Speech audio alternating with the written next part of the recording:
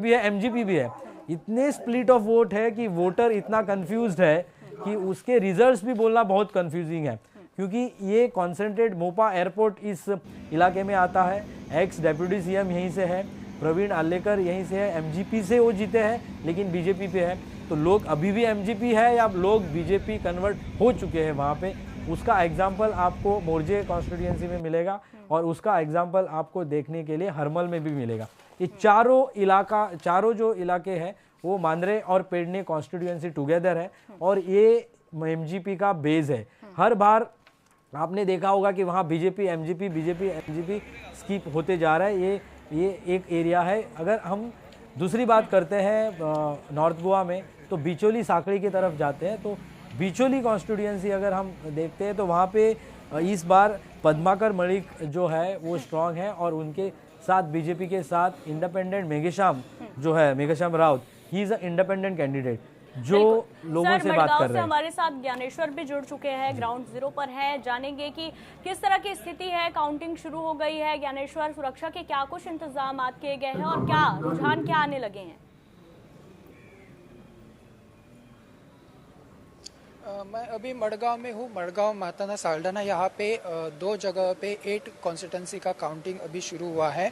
एक जगह पे 4 कॉन्स्टिट्यूंसी का शुरू है, वो है दवर्ली, गिरदोळीम, कुर्तालीम और नावेली। और दूसरी जगह पे जो शुरू है वो बेणावली, कोलवा, वारकाणी, नुवे का। अभी जो मैं जहाँ पे खड़ा हूँ वहाँ दवर्ली कॉन्स्टिट्यूंसी का अभी काउंटिंग शुरू हुआ है। जब काउंटिंग शुरू हुआ था तब पहले जो गवर्नमेंट सर्वेंट का बैलेट पेपर का वोटिंग था उसकी पहले गिनती हो गई और इसमें बीजेपी को अराउंड 38 वोट्स मिल गए थे और कांग्रेस को 16 वोट्स मिल गए थे।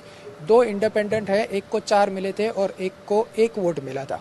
लेकिन उसके बाद अब जब काउंटिंग आगे बढ़ रहा है उसमें थोड़ा बदलाव हमें देखने को मिल रहा है, क्योंकि जब अब हम लोग देखने गए हैं तो बीजेपी को 158 वोट्स मिला है और बीजेपी लीडिंग है और उसके साथ कांग्रेस को 118 वोट 118 वोट कांग्रेस को है। इसका मतलब यह है कि कांग्रेस अब आगे बढ़ रहा है बीजेपी के साथ ही, just difference of around 30 to 40 votes.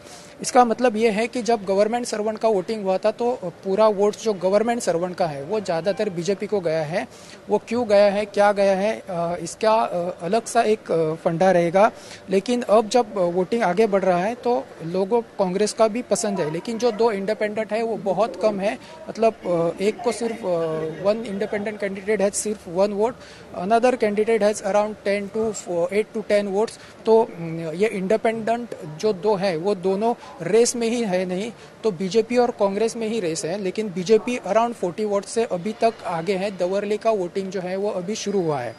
तो अराउंड गोवा में अगर हम लोग देखें तो 15th जगह पे ये काउंटिंग हो रहा है और ये दवर्ली का अभी जो है वो प्रेजेंट स्टेटस है। यहाँ सुरक्षा भी हमें बहुत कड़क दिख रही है, यहाँ लोगों को भी बहुत उत्साह दिखने को मिल रहा है। लेकिन बीजेपी और कांग्रेस इस कॉन्स्टिट्यूंसी में तो साथ में चलते हैं, मतलब अराउंड जस्ट 50 वोट्स का डिफरेंस, 40-50 वोट्स का डिफरेंस अभी तक है।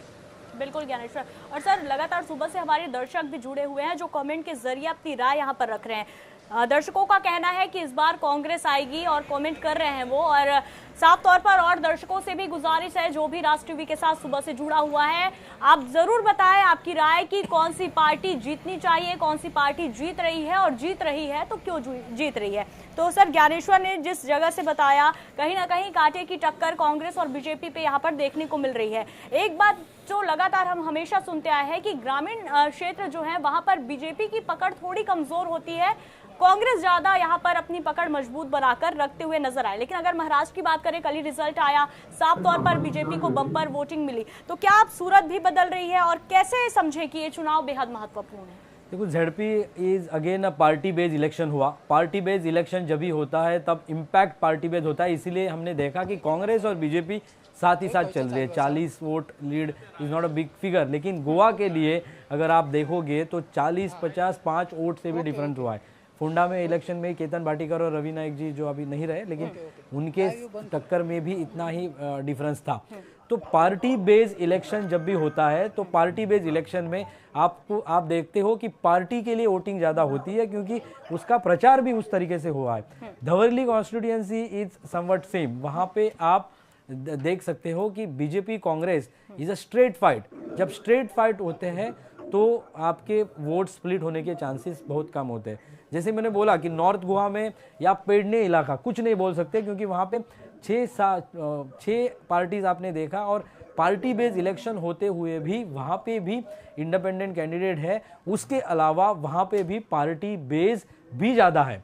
तो साउथ में अगर आप देखते हो तो साउथ में इम्पैक्ट इतना है कि अपोजिशन लीडर्स जैसे यूरी आलेमाओ, या आप वहाँ पे साउथ में अगर देखते हो तो आम आदमी पार्टी के 2 कैंडिडेट, फिर साउथ से आप देखते हो तो एल्टन कैपे, सो एल्टन कैपे से है कांग्रेस, यूरी आलेमाओ कांग्रेस, आम आदमी पार्टी के 2 विजय जरदेसाई फातोडा में बैठे हैं। तो साउथ अगर देखते हो तो अपोजिशन का बेस ज़्यादा साउथ में है।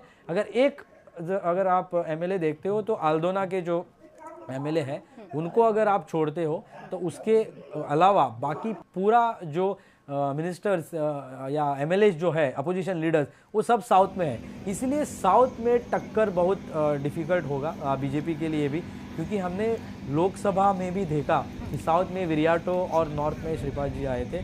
तो south is based more over opposition में भी वहाँ पे कांग्रेस का बेस कितना है वो अभी देखना पड़ेगा, क्योंकि स्प्लिट ऑफ वोट्स के भी चांसेस है। आरजी और आम आदमी party, this 2 parties will again have a split of votes.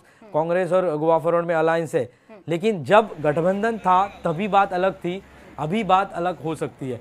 ये सेमीफाइनल भी माना जाता है अभी, बिकॉज जेडपी इलेक्शन इतने एग्रेसिव में कभी नहीं हुआ गोवा में, लेकिन इस बार अगर हमने देखा तो ZP election it was as good as assembly election. और अभी के जो भी चुनाव के रिजल्ट्स आएंगे उस रिजल्ट्स पे डिसीजन होगा कि आगे असेंबली इलेक्शन गोवा क्या चाहता है, गोवा के लोग क्या चाहते हैं। बिल्कुल सर, और हमारे दर्शक है कुणाल, उन्होंने पूछा सियोलिम कॉन्स्टिट्यूंसी का रिजल्ट क्या है। तो देखिए कुणाल जी बने रहिए, अभी तक रुझान सामने नहीं आया है और जैसे आएगा सबसे पहले राष्ट्र टीवी आपको बताएगा कि क्या कुछ रुझान आ रहे हैं। सर वाकई इस बार हमने देखा कि जेडपी का इलेक्शन जेडपी से कम और विधानसभा चुनाव की लड़ाई ज्यादा हमको लगी, क्योंकि ग्राउंड पर भी हम गए सर। लेकिन देखिए बीजेपी से नाराजगी को लेकर भी लोगों के पास बहुत सारी चीजें हैं, क्योंकि जो सड़क, बिजली, पानी, मूलभूत सुविधाएं हैं ये आम लोगों को नहीं मिल पा रही है। तो एक नाराजगी जनता की भी है, क्या ये भारी बीजेपी पर पड़ सकती है? हाँ वो तो है, लेकिन पर्सन टू पर्सन जैसे मैंने बोला कि लीडर्स मैटर्स। एक तो है प्रॉब्लम्स है, जब कांग्रेस थी तभी भी प्रॉब्लम्स थे, बीजेपी है तभी भी प्रॉब्लम्स है, लेकिन प्रॉब्लम के साथ प्रॉब्लम सॉल्यूशन कौन करेगा। जैसे हम बिचौली की बात कर रहे थे, बिचौली में आप अगर देखते हो कि it is independent candidate is more strong, जो मेघाश्याम राउत थे, और उनके साथ पद्माकर मलिक जो बीजेपी के हैं। अभी अगर हम बात करते हैं कि वहाँ पे जो थे शेट्टिए, सो चंद्रकांत शेट्टिए जो डॉक्टर है, डॉक्टर चंद्रकांत शेट्टिए जो वहाँ के अभी के एमएलए हैं, जो इंडिपेंडेंट एमएलए जीतने के तुरंत बाद सबसे पहले अगर बीजेपी को किसी ने सपोर्ट किया था, जो चंद्रकांत अपने शेट्टिए ने सपोर्ट किया था, उनका सपोर्ट के बाद वहाँ पे जो पहले एमएलए थे जो पाटनेकर जी थे, तो उन्होंने बीजेपी के पहले एमएलए थे, उन्होंने भी शेट्टिए बीजेपी में ही सपोर्ट किया। अभी पाटनेकर और शेट्टिए दोनों का